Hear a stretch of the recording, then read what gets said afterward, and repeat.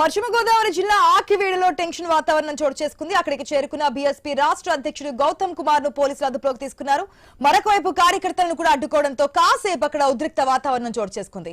మత విద్వేషాలు రెచ్చగొట్టే విధంగా రాజకీయాలు చేస్తున్నారని ఆ పార్టీ కార్యకర్తలు విమర్శిస్తున్నారు. ఏలూరు, భీమవరం ఇతర ప్రాంతాల్లోనూ దళిత సంఘాల నాయకులను పోలీసులు హౌస్ అరెస్ట్ చేశారు.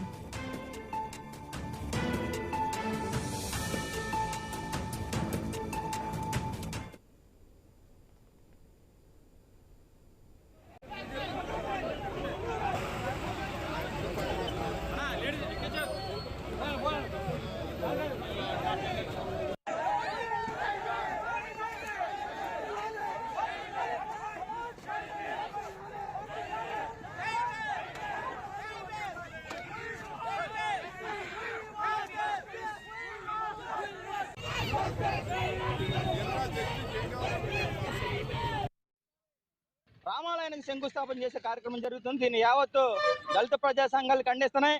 ఒక రాజ్యాంగ పదవిలో ఉన్నటువంటి వ్యక్తి ఈ రోజు మతపరమైన అంశాల్లో కల్పించుకోవడం అనేది ఈ రోజు భారతదేశ రాజ్యాంగాన్ని అవమానం చేసినట్టు అని చెప్పేసి యావత్తు దళిత ప్రజా సంఘాలు మరియు క్రైస్తవ సంఘాలు మేము డిమాండ్ చేస్తున్నాం.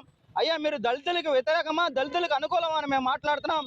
ఈరోజు పార్టీకి వ్యతిరేకంగా, పార్టీని దెబ్బతీసే విధంగా, పార్టీని దళితులకు దూరం చేసే విధంగా ఈ రోజు ఆయన ప్రవర్తించడం అనేది ఎంతవరకు సబబు అని చెప్పి చంద్రబాబు నాయుడు గారిని అడుగుతున్నాం.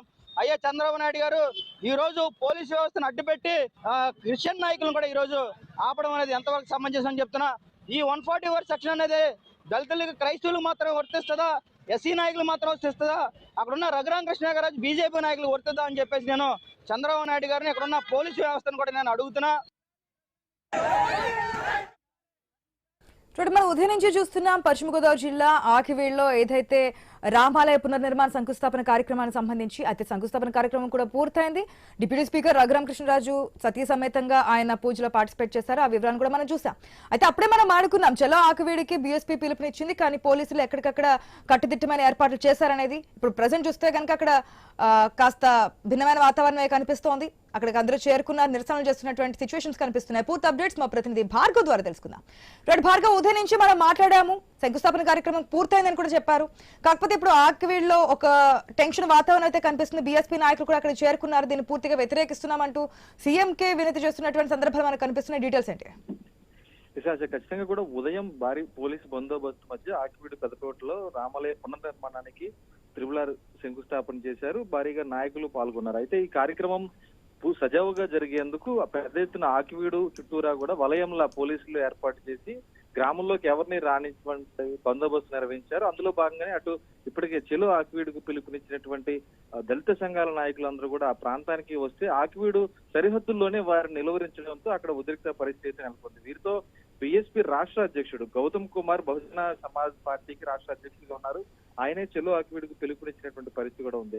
ఆయన పెద్ద ఎత్తున వందలాది మంది కార్యకర్తలతో, బీఎస్పీ కార్యకర్తలు అక్కడికి చేరుకోవడంతో పోలీసులు వారిని అడ్డుకొని పోలీసు వాహనాల్లో ఎక్కించి అదుపులోకి తీసుకోవడం అయితే జరిగింది. దీంతో కాసేపు ఉద్రిక్త వాతావరణం కూడా నెలకొంది. అటు కావాలనే ఆకివీడులోకి దళితులని రానివ్వడం లేదు, త్రిపుల్ మత విద్వేషాలు రెచ్చగొట్టే విధంగా రాజకీయాలు చేస్తున్నారంటే కూడా బీఎస్పీ నాయకులు మండిపడుతూ కూడా తీవ్రంగా ఆరోపణలు చేశారు. ఎట్టి పరిస్థితుల్లో న్యాయపరంగా అయినా సరే ఈ రామ మందిర నిర్మాణాన్ని అడ్డుకుంటామంటూ కూడా వారు స్పష్టం చేస్తూ కూడా అక్కడ ఆగ్రహవేశాలు వ్యక్తం చేయడం జరిగింది. పోలీసులు మాత్రం ఎట్టి పరిస్థితుల్లో ఆకివీడులోకి వెళ్ళనివ్వమంటూ అడ్డుకొని వారిని పోలీసు వాహనాల్లోకి ఎక్కించి వేరే పోలీస్ స్టేషన్ కు తరలించడం అయితే జరిగింది. అంతేకాకుండా భీమవరం, అలాగే పాలకొల్లు, ఏలూరు వంటి ప్రాంతాల్లో కూడా అటు దళిత సంఘాల నాయకులను కూడా వారిని అదుపులోకి తీసుకుని కొంతమందిని గృహ నిర్బంధం చేయడంతో ప్రస్తుతం ఏలూరులో పాత బస్టాండ్ సెంటర్ లోని అంబేద్కర్ విగ్రహం వద్ద దళిత సంఘాల నాయకులు కొంతమంది నిరసన ధర్నా కూడా దిగారు. ఎట్టి పరిస్థితుల్లో అక్కడ ఉన్నటువంటి మత విద్వేషాలు రెచ్చగొట్టేలా రఘురామకృష్ణరాజు వ్యవహరిస్తున్నారంటూ వీరు తిరిగి ఆరోపించడంతో తర్వాత ఏం జరుగుతుంది,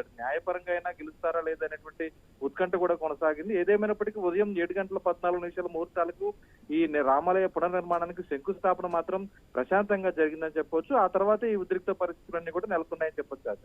right Bhargav, thanks for the update.